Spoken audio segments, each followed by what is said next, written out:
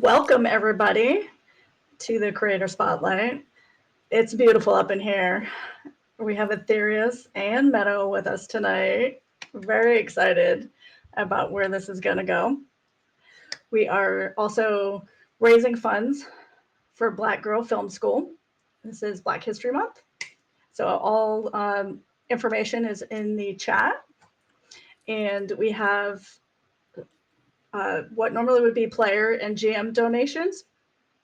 You can utilize those for spilling the tea. And depending on which one you pick, we will be deciding what type of tea is spilled. I have a messy bitch I yeah. will awaken just for this I'm just interview. I saying, will this like, is I'll delightful find news her. for this. I'm so excited. Yeah, right. So, Aetherius, you start out, introduce yourself and let everybody know who you are and what you're doing and where they can find you. Sure, absolutely. My name is Aetherius Bordeaux. I'm occasionally British for no reason, inexplicably so. You can find me all around the internet at Vampire Himbo, except for Twitch here, where I am Vampire_Himbo. I have found a deep affinity for AP acting. I've had a lifelong love of storytelling, and I have really fallen in love with just the process of character writing, of all of the fun things that go into an AP. And so you can catch me in Castleton right now, the international smash hit TTRPG sensation, where I play Phineas Revelborn, host of Good Morning Castleton, and demigod of presentation and master of spectacles. You can check me out over there. And then, of course, we have Aaron in the chat. I have to represent. I, of course, am the fabulous, the conniving, the cunty John Pierre Baptiste over in Philly by night, our favorite minister. And then I recently just joined a new show, which I might gush about tonight because we talked about this in like the pre-show. I am on a Jane Austen Regency era themed Power Ranger show that is on Wednesdays, and I'm playing the Diamond Ranger because it is all gemstones. There's the Amethyst and Emerald and Diamond Ranger. It is so good. It is so gay. So check it out. Definitely check that out. And then I got to also shout out Batty Bards. I do have a show coming out with them. And Keon, who I know from the advertisements that I was watching before the show, is going to be on your channel. Yeah, we love Keon around these parts. So Keon is the GM for that. It's an all black, all LGBTQ plus cast. It is about 4 adult friends who had a friend go missing in high school who are all reuniting when they get a mysterious message from a friend that disappeared 20 years ago. And it's about reconciling with the past, and it's also an isekai. So it's a lot. It's so much fun. I'm doing a bunch more shit, but I feel like I've already inundated your audience with like too much sensory overload. So I'm just gonna popcorn it on over to Meadow. Love it. Wow, how do you follow and act like that? Uh, Howdy, darlings. I'm Meadow, she, they pronouns. You can find me everywhere on the internet that matters at Howdy Love Darlin, no G on the end because I am Southern as hell, or Howdy Love Darlin GM at Instagram because someone took my name. For the next foreseeable month-long future, you can find me on Wednesdays at Forgotten Adventures doing a Fears and Fortunes horror-styled D&D campaign where I play the one who fucks it all up. And you can find me every other Tuesday at Crits and Chaos, where I am a badass storm, like Tempest cleric, and she's awesome. We love Callie. You can find me GMing, however, every Friday at Girls Run These Worlds, where I will be debuting my own system that I wrote called Fate and Favor. And we're all going to be playing witches in an urban fantasy setting, struggling to steal ancient artifacts to wake up our coven leader. You can also find me on the 10th and the 17th at Roll D5, where I'll also be debuting a brand new system I wrote called Tick Tick Bloom. Think VeggieTales meets Game of Thrones, where you're playing plants, vegetables, and gardening insects, fighting for power of the throne.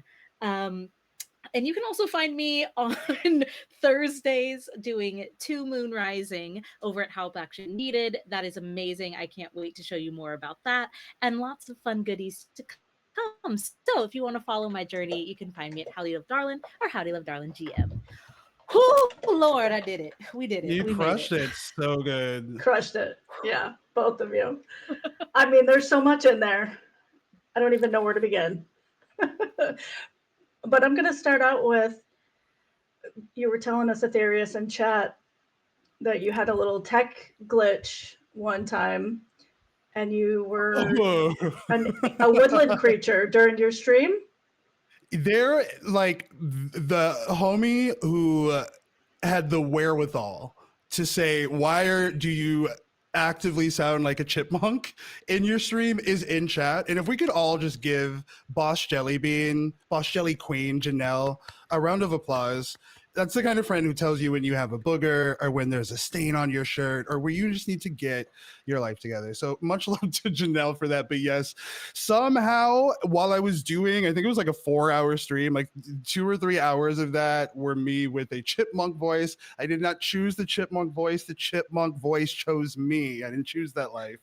And people thought it was a bit. People thought it was like a channel redemption thing.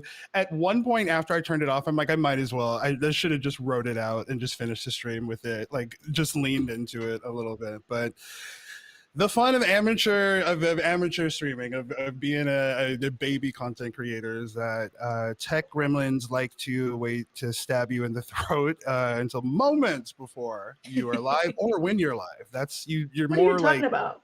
you know, maybe it might be just me. They seem to like really have a blood vendetta against me. Yeah, But we had yeah, some tech that was gremlins rough. starting the show.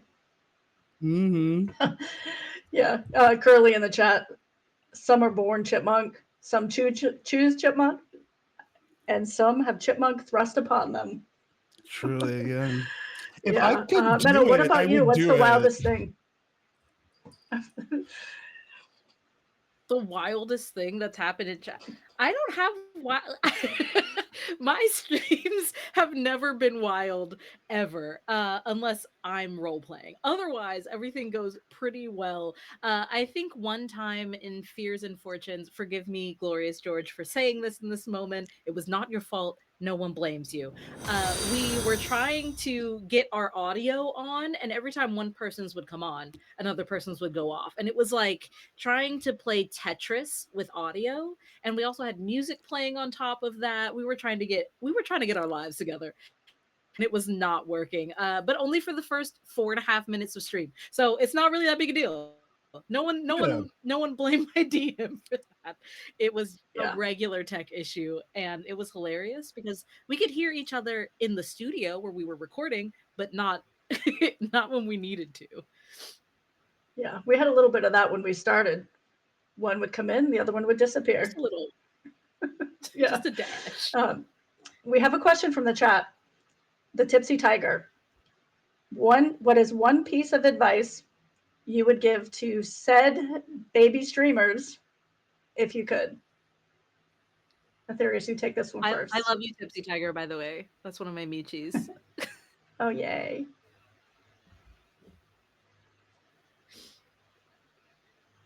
Uh-oh, you're muted, my friend.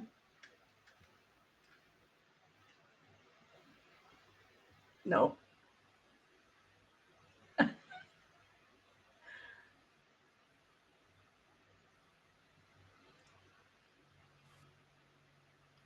The second I Mute is brought up on audio your end, issues. right? We'll, we'll let Meadow take this. You just keep trying. Yeah. Okay. Um Tipsy Tiger, the thing I would recommend for baby streamers, especially, is to get a space that feels like yours, even if it's just the corner of a room or something, really making that corner, that small space, your space. It's well lit. You know where your mic is at. You know that the things behind you kind of represent you, and like the mood lighting you're setting. Make sure you feel comfortable in the space, and that when you're in just this little like rectangle box that people can see you in, you're showing them a little bit of yourself. It should feel like you. And I think if you talk about things that you're passionate about, other people who are passionate about the same things, because we are never alone in our passions, will inevitably just be drawn to you if you're putting yourself into your little box and then opening that box for other people to see it. Don't box yourself in. Hey, now, that's not what we do. We learned that in the 90s. But if you want to kind of like represent yourself well, it's nice to see it in just a quick glance. And then people will come to you and enjoy hanging out with you just as much as you enjoy hanging out with them. I think. I hope. Good luck. Don't blame me if it doesn't work out. I rescind all responsibility.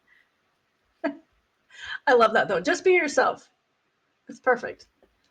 Yeah. Truly. I think that's so common though. Like people get on there and think they have to put on a show. And Yeah. really people are just looking for that connection and, Yeah. you know, for that relatability. Yeah, to feel authentic. Mhm. People can sense when they're being sold to, and you don't want to sell yourself. You want to show yourself and be seen as yourself and connect as yourself, and that's all that like anyone wants. So I think you do that, you're miles ahead of a lot of other streamers, and you'll set yourself up for success. And for people who want to like on a reoccurring basis interact with you and say hi and support you because you're awesome. Love you, Tipsy Tiger. Yeah, you're all awesome. Speaking of awesome, Courtney Interrupted just made a donation to Black Girl Film School. So thank you so much for that. Super appreciated. Cute. We And love that. Thank you so much. Luxer50113 said amazing advice. Ha! So, I know so that while we're waiting on guy. I love Aetherius, how just my friends are here. Thank you, that's friends. okay. That's how it's supposed to be. Oh, I see Aetherius on the back end, so we'll see. So I am very Meadow, you were saying you've suspicious got that a bunch of stuff coming up. I Is there am anything in seeing that there are particular three people in this that room you were but really cannot see excited either of about? them. And I don't know if you can hear me or if I'm just like muted right now. But I'm going to I do can a hear you. quick refresh one more time. I don't know what No, the you're hell just good. Stay right happened there. here. You're good. You're good. Oh, He's he left again. So we've learned that Aetherius has very little patience. I feel like I started this. I feel like as soon as I was like, my streams don't have tech issues, Yeah, actually, that it immediately all went downhill. it's all good. He's very mysterious anyway, so this fits the profile. We'll go from That there. is So yeah, so is there true. anything coming up? Aetherius is ethereal. Everybody knows it. Yeah, so true. Um, that you really are excited about? Maybe something that you haven't done before, or like a combo. I know you've got two things that you're writing. Yes. Well, there's a lot of things that are coming up that I'm super excited about, including I don't know if I can announce this stuff. I'm trying to be good, but Lux is in the chat, so Just give them going like to be a part of a brand new campaign little that's like my bits. dream campaign. It's going to be Call of Cthulhu system, and it's very like LA noir 1920s flavored, inspired by the Black Dahlia murders. And that's all I'll say. You can't get any more out of me. Don't even try, because I'll be talking for hours because it's literally my dream campaign.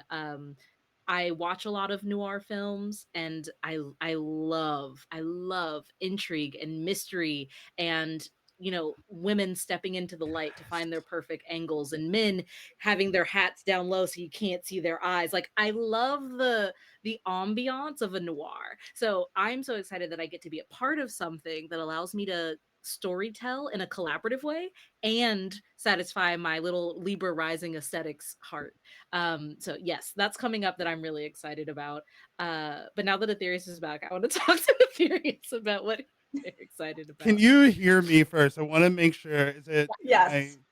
yes, love that. We love being able to be heard. We love being audible. Um, I think the question before my computer like set itself on fire was what advice I would give to like a baby streamer. Yes. Um, and I think I would say this is something that I did myself, which was check in with yourself about, unless you already have kind of like an already prefab, ready to go idea and conceptualization of what you want to do with your channel. I really encourage, and I think that there are people who might discourage against this. And if you are more attuned to Twitch and have insights, feel free to throw those in the chat. But I really encourage some experimentation. Um, Finding what you could consistently stream. If it is something that you want to dedicate like considerable amounts of time to, you need to pick a niche or a genre or a focus that is something that will have standing power, that you will be able to continuously intellectually engage with past the novelty of just streaming this for the first couple of times. That's what I would recommend, is don't try to have the minimal amount of rigidity in terms of like the idea you have when you set out. Unless, again, if you know, if you have that absolute certainty, enact your vision. I say go for it. If you don't, if you like have to think about the content you want to stream and nothing comes to mind, I would say experiment, try it. It really getting over that first hump, that first stream, I do feel like is the largest obstacle. Once you are past that, it is a lot easier to do it. But if you're curious with it, I've found it to be uh honestly just like a good way for community, a good way to like meet people. So that's my 2 cents on it, is kind of uh try to listen to yourself in terms of finding your space. I love that. And what you missed for Meadow was be authentic, Mm, get out there and just be that's good. yourself. Yeah. I'm like a PBS afternoon special, but I'm only like that because it works. You have to Yeah. believe. It's so true. It's so true.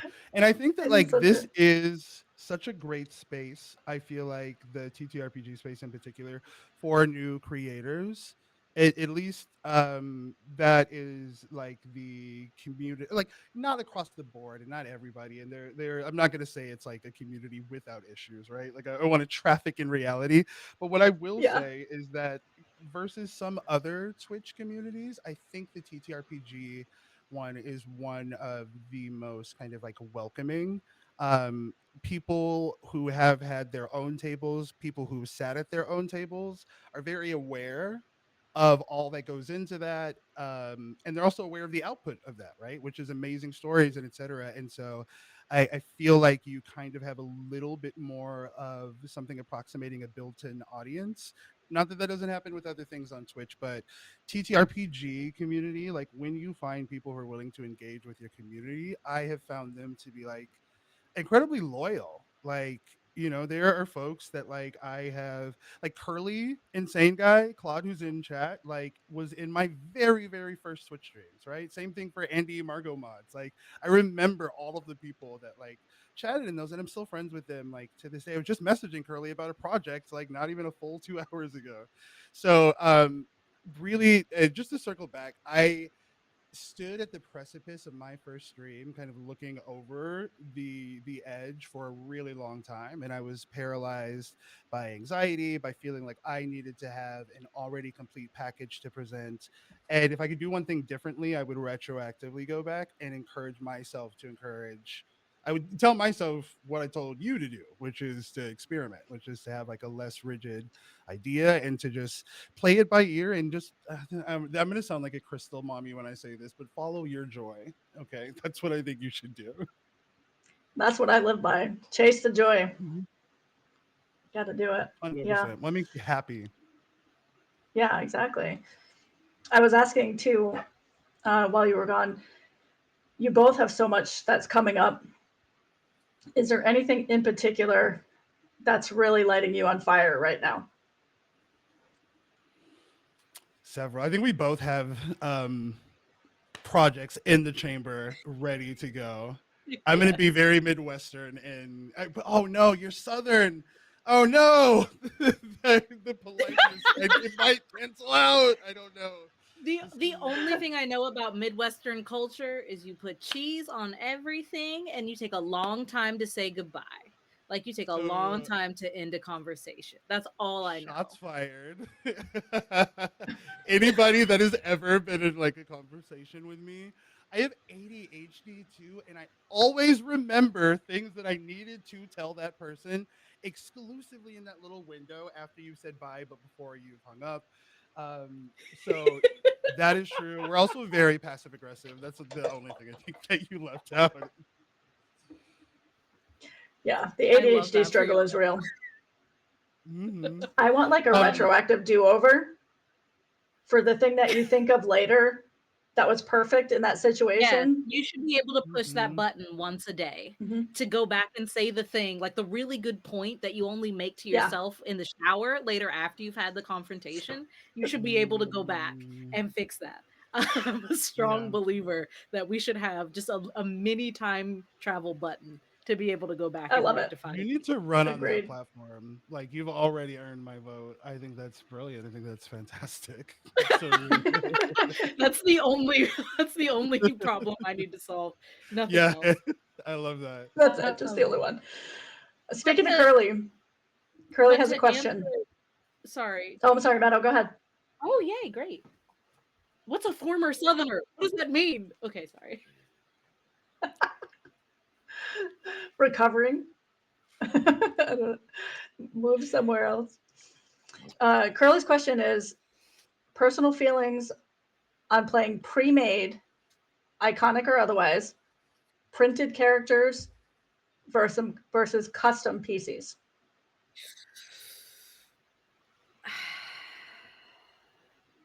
I know where I So, stand. I have to preface this by saying that for the past 2.5 to 3 years, I was a part of ATLRPG, which is Atlanta role playing games. Every week at multiple locations across the city, we would run one shot games that anyone could just come in and drop in because it's hard to find a table and it's hard to find consistent time. We still do this. I'm just no longer part of the admin team because my life got busy. They're awesome. But because of that, pre-gens won me over because I would want to drop into Call of Cthulhu. And if you have ever tried to make a Call of Cthulhu character, it's a lot of math, it's a lot of points, it's a lot of dice, it's a lot of multiplications by fives. So it's hard to try and do that all in one session and learn how to play the game and then have a good time in a one shot. So pre-gens are forgivable to me if you're not playing them in a campaign. I think if you're playing a campaign, you should want to be as involved as possible in the origins of your character so that you can then foresee and steer towards a satisfactory arc and ending for that character. One shots doesn't matter. You can make it yourself or you can grab a pregen. It's going to be fine. Campaigns, I beg of thee, put in the effort. I beg of thee. I agree with all that was said there. I think that that's all on point. The idea of using like a pre-gen of for a campaign makes me like irrationally anxious. I don't know why I hate that concept on its face.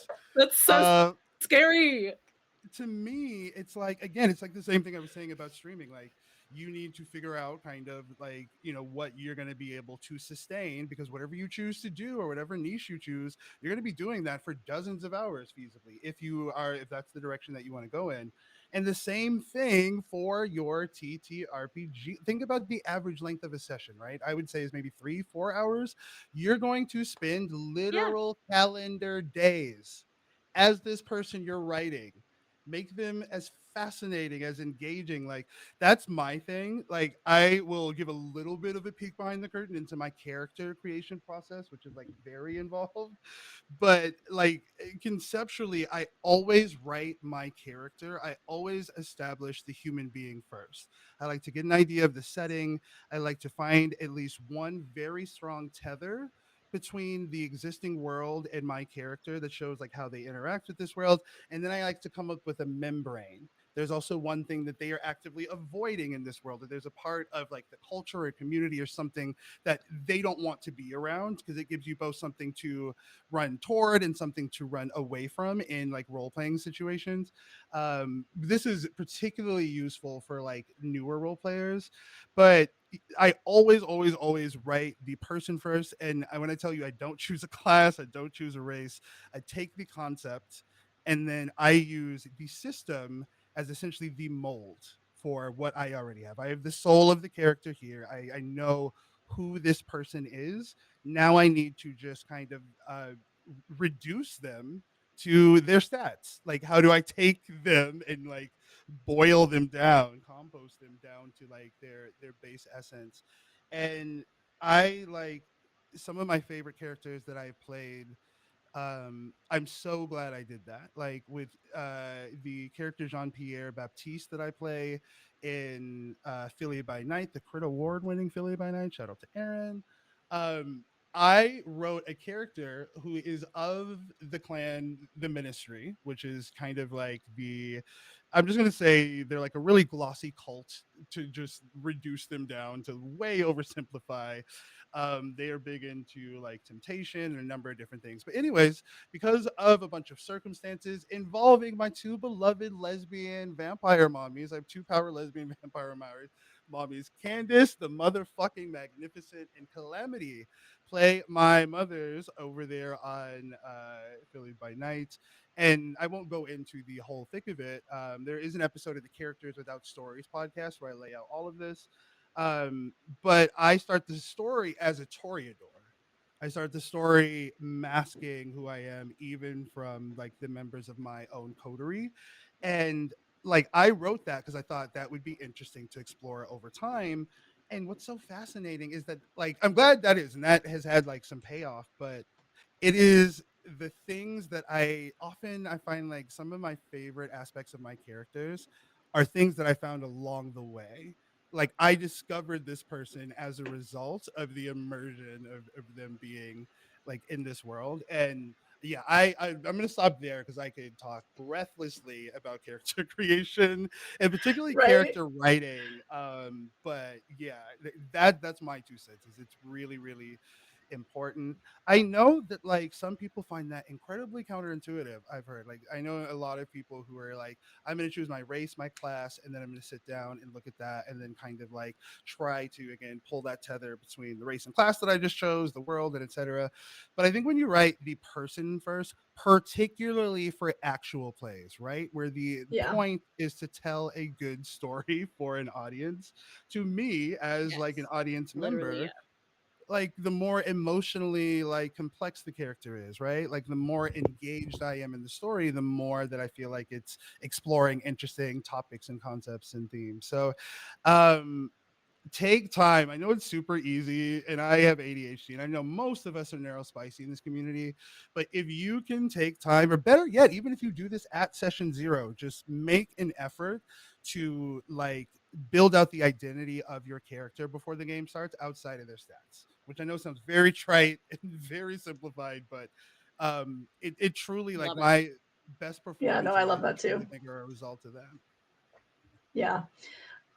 I will add to, um, because I loved everything that you said.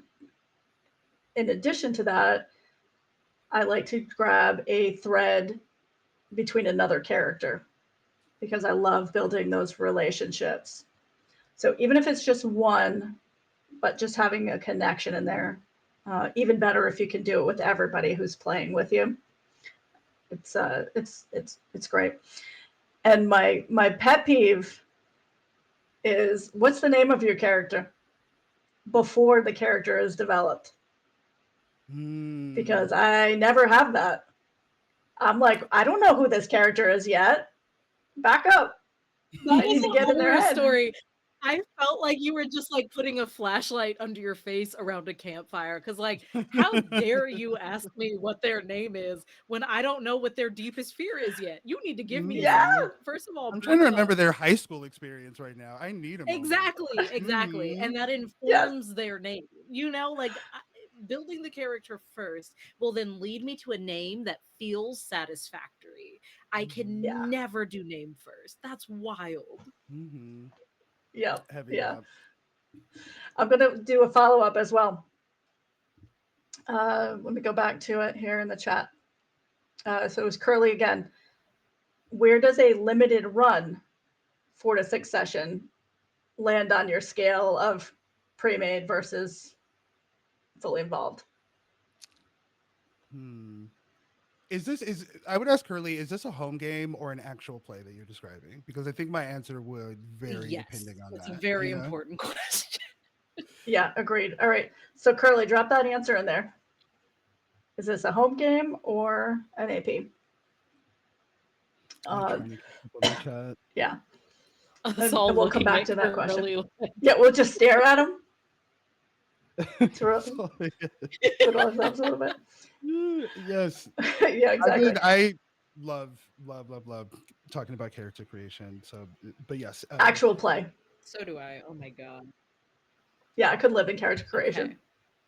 all day long. um, If you're doing an actual play, hot take here, don't use a pregen. You have been given the setting of the story. You've been given the tone of the story. If you've had a session 0, it's also like you are building bonds and creating the world with your other players. Like, how are you going to fit in this like cookie cutter version of yourself? Like, you're boxing yourself in to play that role. Even if it's a mini campaign, if it's an actual play, I highly recommend that you customize your character to the fullest extent so that you can have the best experience as a player exploring every facet that you chose to give yourself. There is a reason that you choose to give yourself these things, and there's a reason that people meme about D&D being therapy. You should truly give yourself the opportunity and give yourself the credit for creating a character bottom to top and then playing that character to your best ability if you're doing an actual play of any sort. I'm inclined to agree with that. I I have one exception, which would be if choosing pregens was kind of the point, right? Like maybe you take a table of 4 or 5 experienced D&D players and you find some kind of gimmick, right? Like you give them a pregen and you need Yeah. them to create like the antithesis of this character. I need you to write me a new character who is essentially like the nemesis of this pregen character. Like give me the like, or having them do like an evil version of it, or just I like having some fun twist on it. I think that could be fun, especially if you did it with experienced D&D players, because they finding new ways to challenge folks. I think, and this could be really really fun that aren't always like combat based or etc. Like I think that, but outside of that, here's what I'm thinking. I know a lot of folks who watch campaigns because they have run that campaign and they are fascinated by the prospect of seeing how somebody else filled out that coloring book, right? They want to see how somebody else took the same material and was able to like create something with it. And if you use the pregens, and this is like a small subset of like an audience, and it's not enough to make a decision over, but if I am somebody who is not like an actual player, I am just like a D&D person. Sorry, I think my neighbor is doing construction downstairs or something. I have no Can't hear it. idea. You're good. Brilliant. But yeah, I would oh my gosh. Oh, the inexplicable noise stole my train of thought. I apologize. It's Oh all god, what good. was I about to say? I can't remember, but there was a point I was building into, and I feel like if I continue to talk and use the same tone and the same kind of like body language that I had, it'll seem like I I feel came that in my to soul. like a really satisfying conclusion. And I've always felt like that. So I feel that too. Um, it'll come to you. Just jump in when you think it of it. does. Dog Cow Moof Moof, amazing name, says, I agree. I enjoy creating the character backstory, personality before even thinking of a name, which admittedly has led to random, hastily created names. Agreed, sometimes. But I want a character name to be a reference to the character and not what represents the character. Yeah, exactly. And Curly's follow up on that was he was considering it for something like Marvel Multiverse, where the Oh, that's audience's knowledge That, about the oh my character god, right. acts you as a have my shorthand. Yeah. total blessing. Yeah, that I that's a whole thing unto itself That's because then very it's about that different yeah person because that's like interpreting you're this stepping character. into a Yeah. character's shoes. yeah, Hmm. and with Yes. that too, that's similar to if you're working with someone who's already created a world and maybe another player in an AP has created a character, but that character doesn't have much information yet, just like little bits of it. So you're given the opportunity to build this character, even if it's for a one shot. It's a Yeah. matter of taking that information that you're given and adding more flavor to it, which you can also do with something like Marvel Multiverse, where you're now saying, this is what we know about this character. What don't we know? And that's where your flavor comes in. Yeah, I think with Marvel in So particular as the there property, you get the free pass to. Oh, sorry, there's like a slight bit no, of no, a no, you're good. delay, You're good. but yes, you go first and I'll follow up. I think that Marvel, you get a pass because the characters are already understood and are kind of more like shoes for you to step into and walk in rather than you building the character from like ground up. But I was thinking about what Aetherius said about like if there's a niche, then it can work. If there's a twist, if there's like a hook. And I did run a one shot where everyone had pregens but didn't know it. So I knew everyone's stats and I had everyone's character sheets and they had blank character sheets. And as they tried to do things, I would tell them what they can add to their stat and then they would write that in.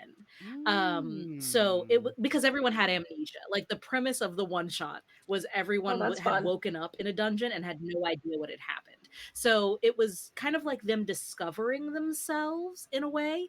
Uh Everyone told me what they'd like to play, rather martial or spellcaster or half, and I kind of went with that. But otherwise, they had no idea. So I agree with Aetherius.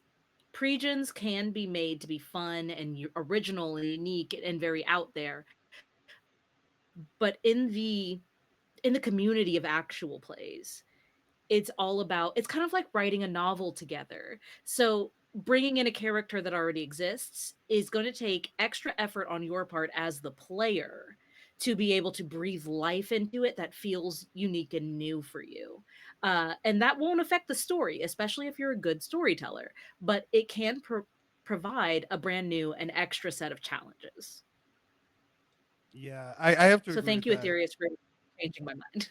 Yeah, no worries. Because I love that, like the idea of having an amnesiac table wherein you're kind of progressively filling out the character sheet. That's very compelling. It's taking something that we are used to, something that has existed for an incredibly long time, a tool that all of us are familiar with, and finding novelty in it, which I think is a really, really difficult task to do. So I think if you were to do that, just finding, and it doesn't even have to be like something big, but finding a way to just add, even if it is just a dollop of that personalization, like to the character, because I think we perform the best in the characters that we find some measure of truth in. I think that's just like true for acting in general. Like when you find like the truth of a character, and it is infinitely more accessible to find the truth of a character when you have written that character, when you have full kind of autonomy and agency over that character, their journey, their struggles, their fears, their strengths, their dreams, all of that.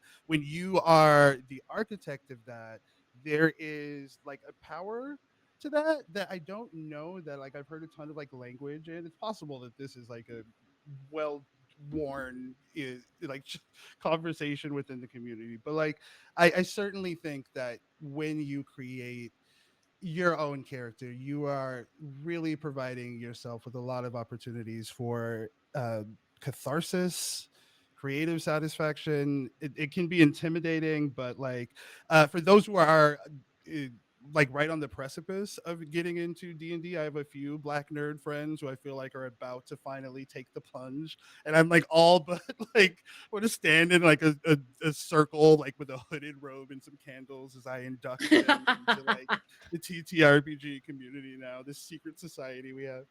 Um, but I think if I could like do a little bit of like an ADHD tangent, I think about that a lot actually. Like the accessibility of TTRPGs, both from like a yes, a disability standpoint, but also just for a quote unquote like general audience.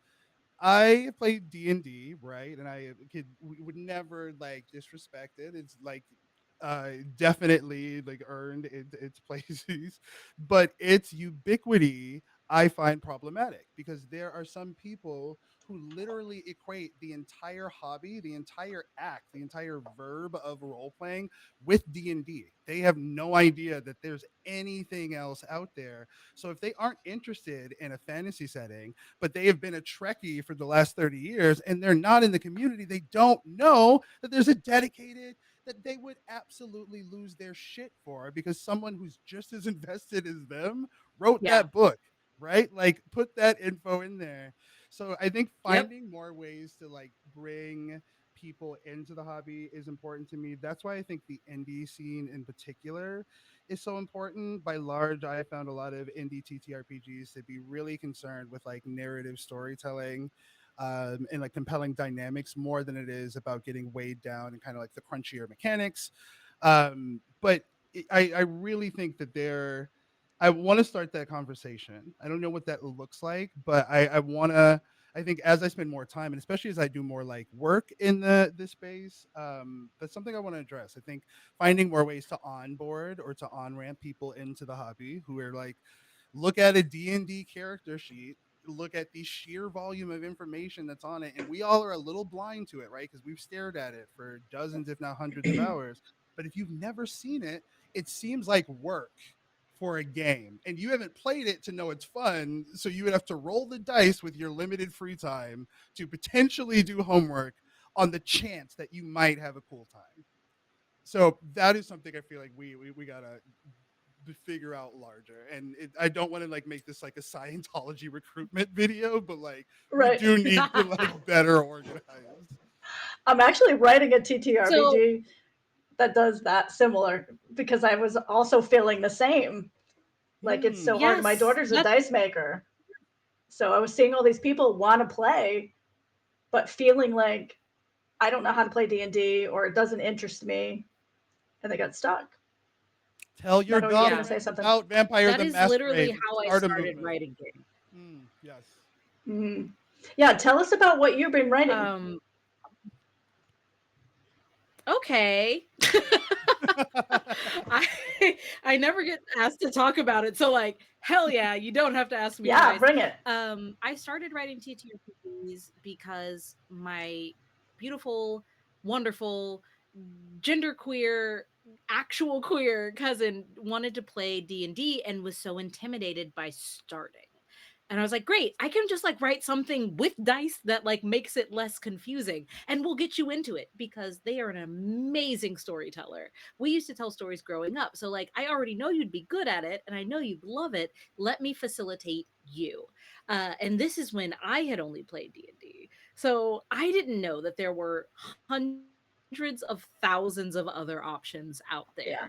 there. And I started writing games. So fast forward 3 years, I have written so many, but the ones that I'm super, super excited about are the ones that use really odd and underutilized mechanics that you don't see elsewhere.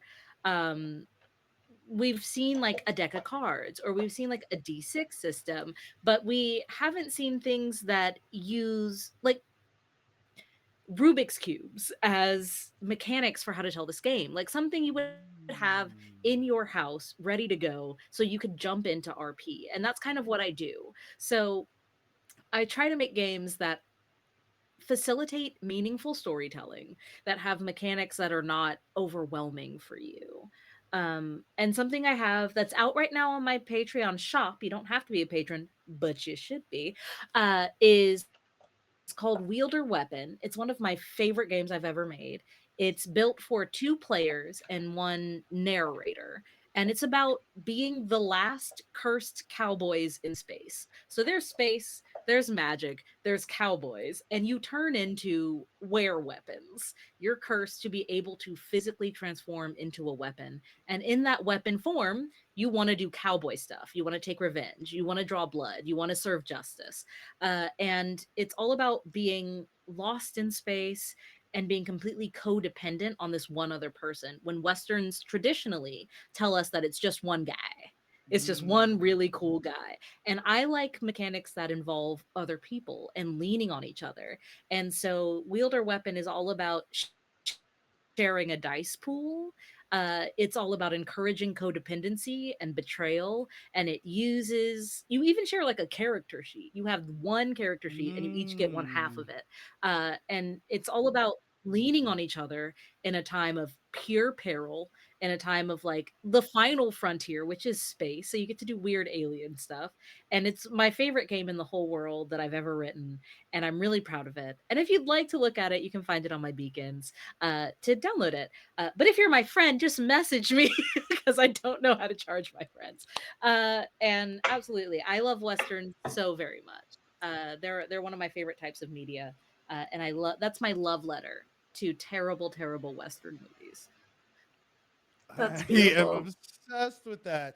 Also, Yeah, I very much look forward to being the public relations lead for the future publishing company that Meadow and I will start with a bunch of other Period. Black people. So keep an I eye love out for that. that. That's the idea is 20 seconds old, but it's already gaining traction. So No, got to actually, keep I think up. we have followers. I think we Hmm. have some Yeah, I mean, rally you have behind. me already. Yeah. I oh my gosh. Okay, so I don't want to. I gave Candace the Magnificent a pitch for something, and I don't want to go too into it. And Meadow, I actually talked to you about this at PAX U. I will just say this: I have this idea for a horror series that I want to do. That'll be short. It'll maybe be like 5 episodes long. I've never DM'd before, so I'm giving myself until like Hollow. That's why, you know. I've built up like self mythology about it that I need to deconstruct before I can like Absolutely. go and do it. But I will say it is inspired by the works of Jordan Peele and about a lot of the horror presented in his films about American racism and surrealism and all of those things. And I have a really, really off the walls idea. If you've seen Peele's films, you know that again, they often veer into the bizarre and the absurd and the surreal. And I love the idea of taking my players and putting them through that disorienting of like an experience, doing my best to Yeah, make some facsimile of that. So I won't like go into it past that. I feel like good business sense would be to not. Oh yeah, Yeah, the it entire goes without chat is saying. in. So Love yeah, it. Oh hell yeah, yeah. You check it out when it comes out. I okay, so this is like the second ADHD tangent. This might even be an ADHD tangent within an ADHD tangent. I've like lost point at this time, but I am someone, right? I feel and I'm Midwestern, so for me to feel confidence in something takes a while for me to be like, oh, maybe I'm okay there. I'm pretty good, but I feel very, very confident about like character writing. I feel like I've grown so much as an actor and a performer in like the last year. And really the natural kind of evolution of that would be to do storytelling myself. And I have a bunch of really, really fun ideas that I would love to do. I have a Pretty Little Liars inspired game in my head that is in the chamber that I would love to run, and it would include like almost like little ARG elements because there would be things and able to interact with like the culprit. Their A, if you will, if you're familiar with the show, would have its own social media account in real life, which I would run. So that's an idea I have. And then the other love one, I it. want to do a Danganronpa death game battle royale style. I want to take like 6 players who are well aware what they're stepping into. I'd have to, like really, really set this up. But I love the idea. If you're unfamiliar with Danganronpa, it is like a murder mystery series that weebs like myself were obsessed with throughout all of the 2000s and into the 2010s on up until current day. It is like such I love a good mystery. I love a good mystery. But it's one of those things where it's like you have love a good 10 mystery. people start falling off, and I love a good who done it too. You're talking about like noir in that whole genre earlier, and that is very much like my brand of Strawberry Jam. Like the first books I read growing up were Nancy Drew, and then thereafter, because my grandmother was like very, very into mysteries, and so when I wanted to read, I kind of had what was available. And then thereafter, one of the first chapter books I read to completion was "And Then There Were None" by Agatha Christie, and that like formed my little Yes. Play-Doh brain, it like the way it dug its nails into like my formative years, that and Harriet the Spy had me like Truly. with a notebook trying Ah, to crack don't the you bring up case. Harriet to me. All of my detective fantasy. Fun fact: when I first started doing content creation, before I did not start out as an AP performer. By the way, like my whole rub. I would tell the entire story at some point, but I did not start out as an AP performer. I tried it and was like, oh my god. What if I like I just like made myself comfortable, got like cozy, got a blanket, got some like tea.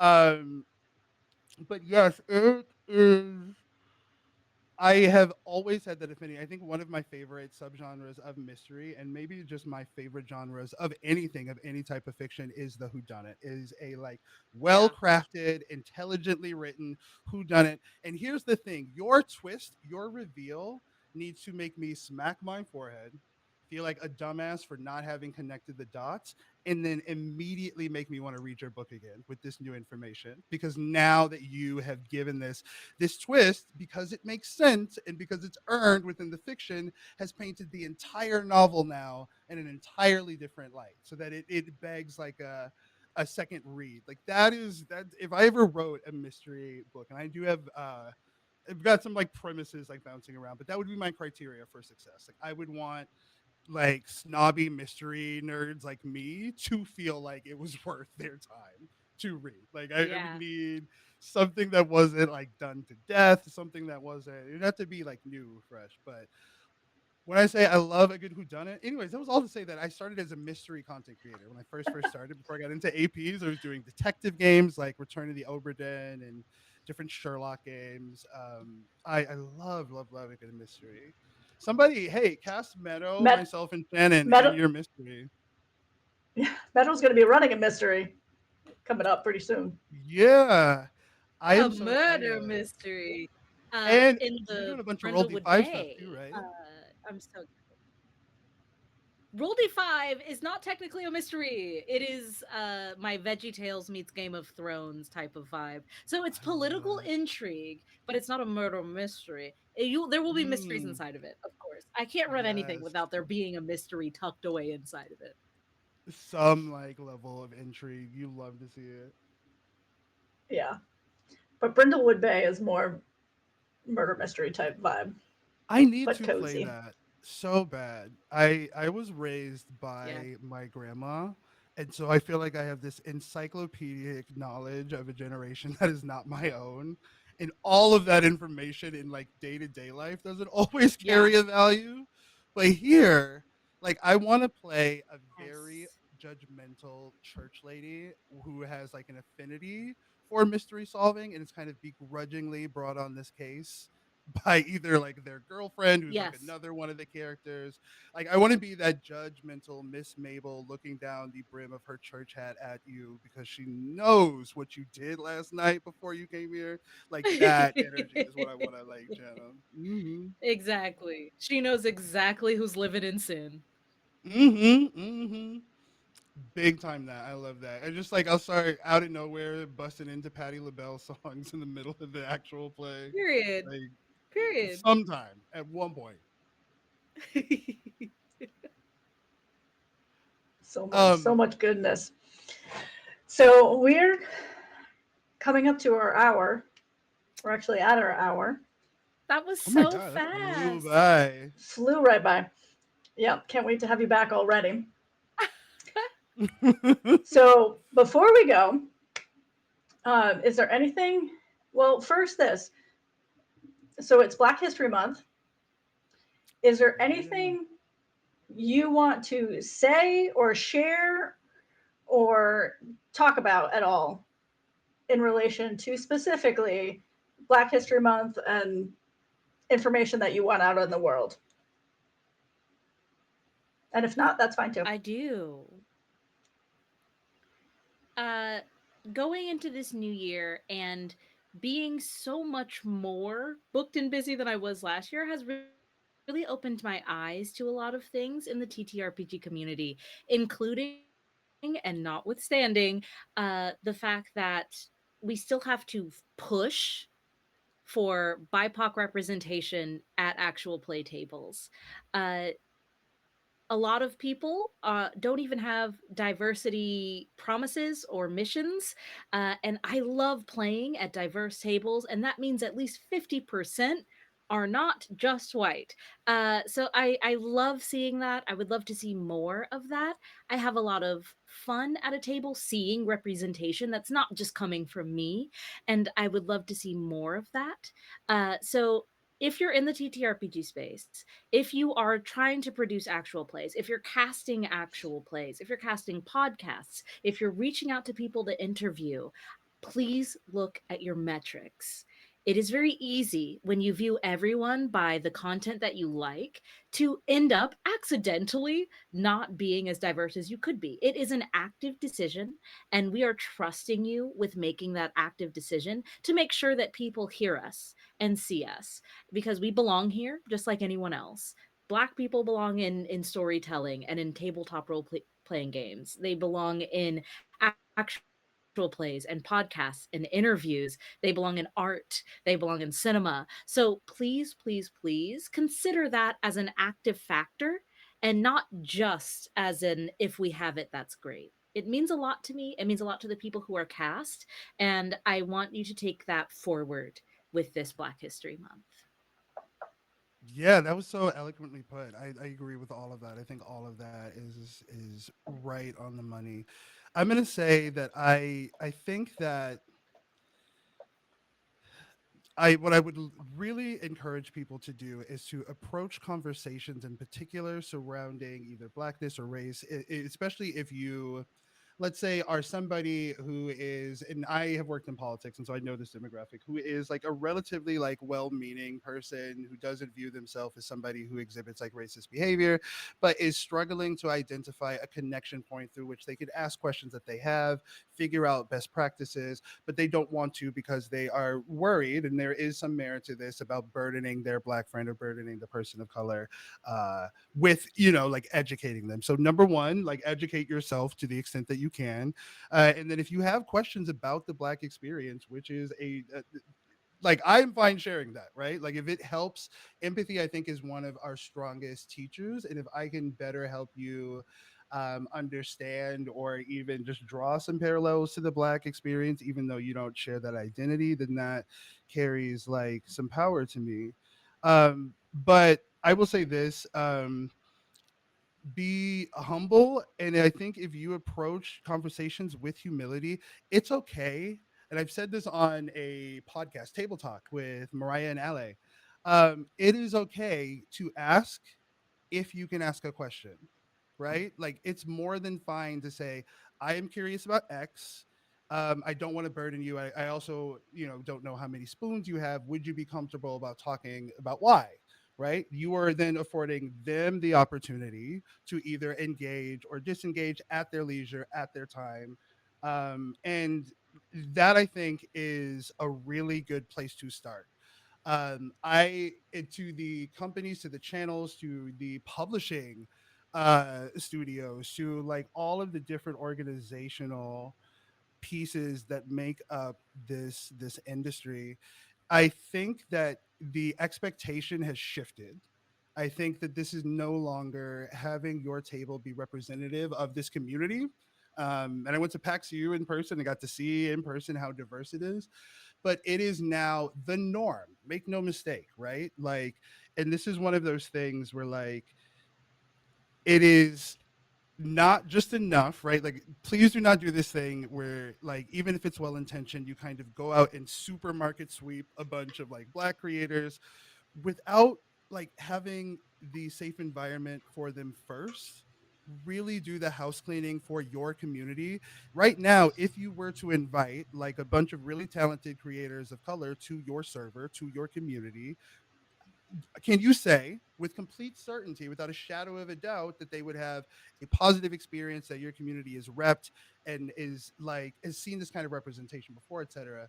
So it's more about just the acquisition of talent of color, because if you invite somebody on, right, have them on for a one shot and then send them off and then continue to only hire like white or cast white creators outside of that, that's tokenization, that's dehumanization, that's taking a human being, all of their collected life experience, their soul, their fears, their dreams, and making them keys that you can jangle so that you somehow get cool liberal points. Don't do that. That's lame. That fucking sucks.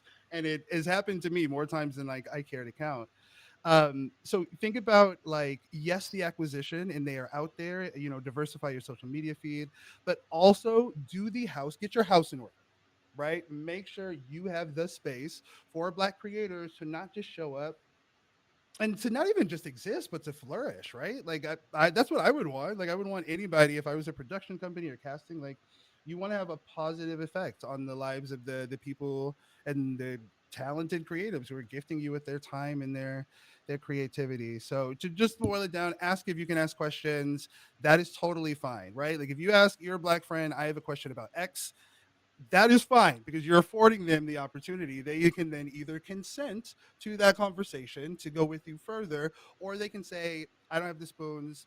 I don't feel like talking about that. They don't really need a reason. It's Thursday, right? You can just say whatever, but like just be willing to like listen, meet them where they're at. And then the second point I would make, take your diversity efforts one step past acquisition and recruitment, right? Retention, maintenance. Do you have the community, the staff, all of the pieces in place for a multicultural um, community? So those are things I don't think people typically think about. Those are like that's the advice that I would give people Yeah. in this industry who are trying to start those conversations. And if I could piggyback off that, this has come up a lot lately. You cannot deem yourself a safe space. That is a privilege that is given to you once enough marginalized folks feel safe enough to say that you are a safe space. So you don't have to label that yourself because you need to walk the walk. And we will let you know when you're walking. So you have to do the house cleaning and the maintenance and the upkeep in order to flourish in that way. Just as Aetherius said. That's all I want to say. That's not a self-given certificate. That is an award that we give you. Hmm. So pull It's like those a reins cookout back, hun. Love invitation. that. Yes, 100%. Yeah. Oh, shout Thank out you to for Jenna. Hi, well, Jenna. thank you both for that. I'm going to add, as a white person, uh, a book that I thought was great for me is Nice Racism by Mm. Robin DiAngelo. And I actually want to especially shout out Aetherius because when I first started streaming, inadvertently did 3 streams in a row just because I was specifically doing streams with some friends, all white streams. And Aetherius called me out on it. And I shut my Okay. channel down for an entire month, stopped, reset, had conversations, asked questions, and put the procedures in place, and then restarted everything from there. So thank you for that call out. And I think it's something because I like initially wanted to react, because I think as someone who thinks they care and are not racist, there's so much as a white person that we are not even aware that we've been conditioned our entire lives for.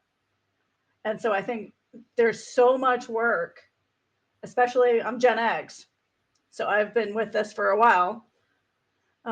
There's so much extra work that we have to do, and it's our responsibility to do it.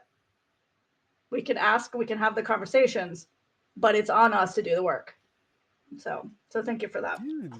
No, absolutely. And good on you, Shannon, for taking the time to restructure and taking that so seriously. I remember that. I remember that exchange. And then I remember sometime thereafter posting something on one of your posts because I had seen Keon on your channel and Taylor, Spunky Taylor, whom we all love, all of these like icons and an influx of talented like BIPOC creators. And that I think is a working example of what Meadow so eloquently pointed out like a moment ago about walking the walk, about taking your advocacy past advertisement. Like, don't advertise your values, actualize them, right?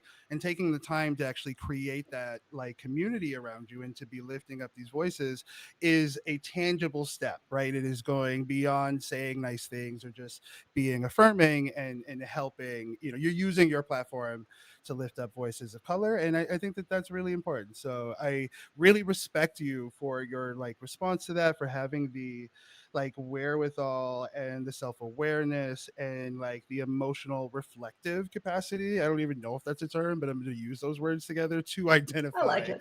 that there is works to be done in the first place. So good for you. I love that. Yeah. Yeah. Love back at you. Yeah. So as we close out, let's go back through who are you? Where can we find you? What do you have coming up? And then we'll have you back on to talk more stuff. I think I went first last time, right? Yay. Yeah, let's Yeah. switch. Let's switch. Not to put you on the spot, but Okay. Howdy, darling. I am Meadow, she, they pronouns. I have been Meadow and will hopefully continue to be Meadow in the future. You can find me everywhere on the internet that matters at Howdy Love Darlin, no G on the end because I'm Southern as hell, or Howdy Love Darlin GM if you're on Instagram or Blue Sky. Uh, I have a Patreon where you can buy my lovely little games that I write, and you can see me run my lovely little games both on Girls Run These Worlds every Friday in February and Roll D5 on the 10th and 17th for Tick Tick Bloom. Otherwise, you can catch me everywhere, a little bit of everywhere, playing games, running games, and sharing my ideas with wonderful, like minded people like I did this very evening. So follow me on my socials to get an update on where I'm going to be. yay. Um, I am Aetherius Bordeaux. I am. You asked me who I was, and I tried not to have like a micro existential crisis within that moment. For purposes of this outro, I am a content creator, AP actor. I am in the main cast of Roll D5, and fascinatingly, on the two off weeks that Meadow is not doing stuff at Roll D5, I'm doing stuff at Roll D5.